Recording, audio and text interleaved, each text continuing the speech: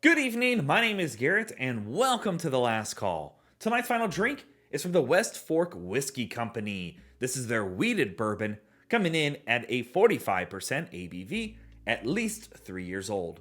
Now, for full disclosure, this bottle was given to us by the West Fork Whiskey Company to take a look at and a review, so just keeping that transparency open. The West Fork Whiskey Company is actually based out of Westfield, Indiana, and they have some phenomenal spirits that they're distilling themselves, along with their side brand, Whsky, that is their sourcing side. But when it comes to their in-house side, this is all grain to glass, distilled, bottled by them. They're using non-chill filtration, and they give us all the nitty-gritty details that we love to see here on the channel when it comes to transparency.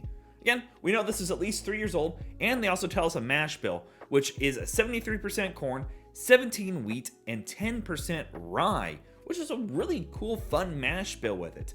Now, when it comes to their bottles, I've done several of their reviews because I really, truly love supporting local craft whiskey, but they're also doing some amazing things with their limited releases, using specific finishing or grains, and you know what? I just always got to give that props because here in Indiana, we just don't see a lot of people stepping outside of that comfort zone, and they're doing it to a T.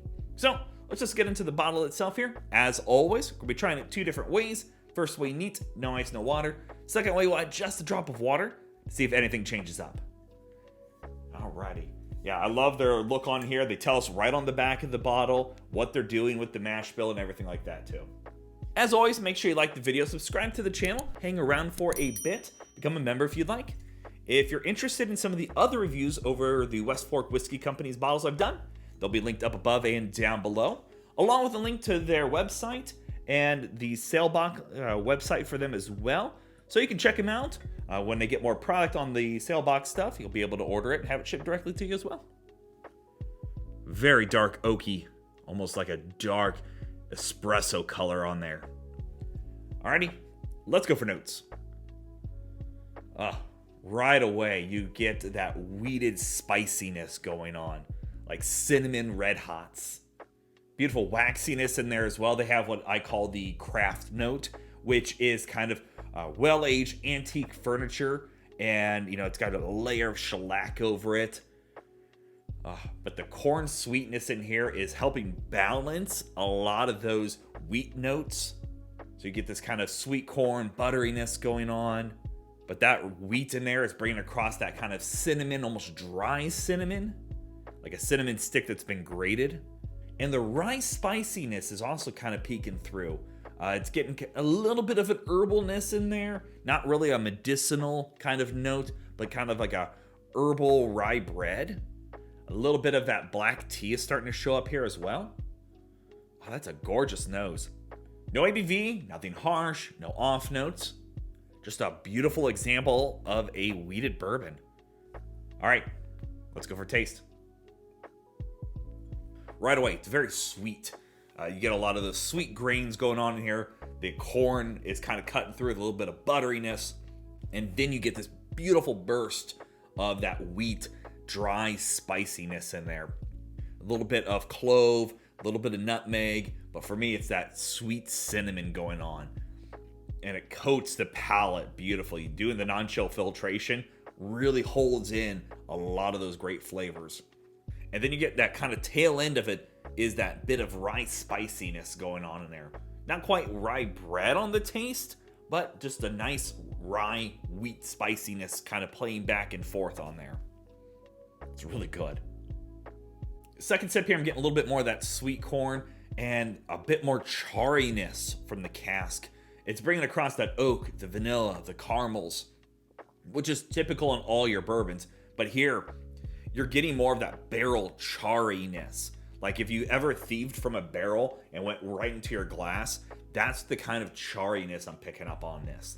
It's beautifully spiced, balanced. That bit of rye is playing very well with the wheat. So the corn isn't being your predominant flavor going on here. You're just getting a lot more spices, and that wheat just brings across that cinnamon, not quite baker spices going on, but there's just got such a great spice room kind of characteristic to it. Third tip here, I'm actually getting a little bit of like a fresh green apple, like a Granny Smith apple going on. I just love its palate because for me, I am a wheated bourbon fan. So it really just sets in with all those beautiful spiciness, but that sweet flavors as well. Alrighty. Add a little drop of water. See if anything changes up here. I'm going to assume it's going to go a little bit soft, which is fine because that's going to hopefully let us know how well it will hold up in a cocktail. Just one little drop. Let that incorporate here. All right, let's go for notes on the water version.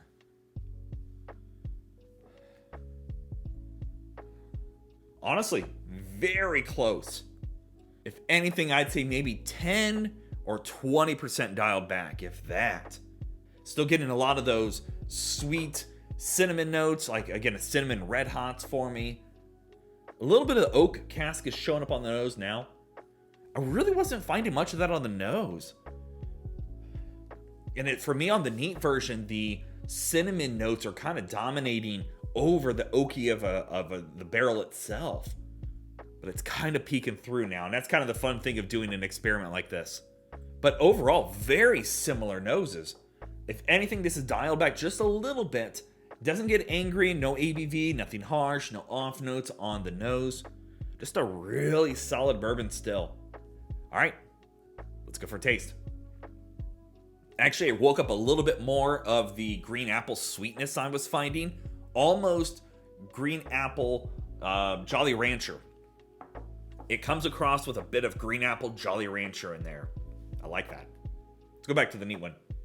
The oakiness on that is coming through beautifully now. Definitely getting that bit of that kind of dark homemade caramels in almost a vanilla bean paste. The Jolly Rancher I was finding over here, I'm not really finding over on this one. I'm still getting that little bit of green apple tartness, but not like sugary sweet. But I'm finding that here. I kind of like that. As always, it doesn't matter what you drink or how you drink it, as long as you enjoy it. Both are really solid. This should hold up pretty well in the cocktail, in my opinion. So, all right, let's talk about market price, because we all know market price is market price, and it's always going to vary. So, you can actually pick this up around the surrounding areas in the market, or from the distillery itself. Prices tend to be about $33 all the way up to $40. To be honest, for that spread, I don't think you can go wrong. You're being transparent on age statements, on mash bills. They're doing different on the mash bill. Instead of using the malted barley that we tend to see as the kind of base layer on there, they're doing rye. So that brings across a beautiful spiciness that plays well with that bit of wheat. And for a craft distiller doing it themselves, located here in Indiana, I can't argue with it. It's a phenomenal profile coming from a person that loves wheated bourbons. I give it a huge thumbs up. Definitely one I would recommend keeping shelf stable. Should do pretty well in the cocktail. But if you're looking for something really solid to drink at the end of the night, it's going to solve that problem as well. And again, if you're interested in learning more about the West Fork Whiskey Company, links to their websites will be down in the description area below. Go show them some love. So yeah, there you have it, folks. The West Fork Whiskey Company Wheated Bourbon. If you have any questions about the bottle itself, let me know down in the comment section below. I will do my best to answer it. And if you have any specific spirits I should go looking for, also let me know down below. Love doing these reviews and sharing with you the experience at home. And as always, may your last drink of the night be the best one.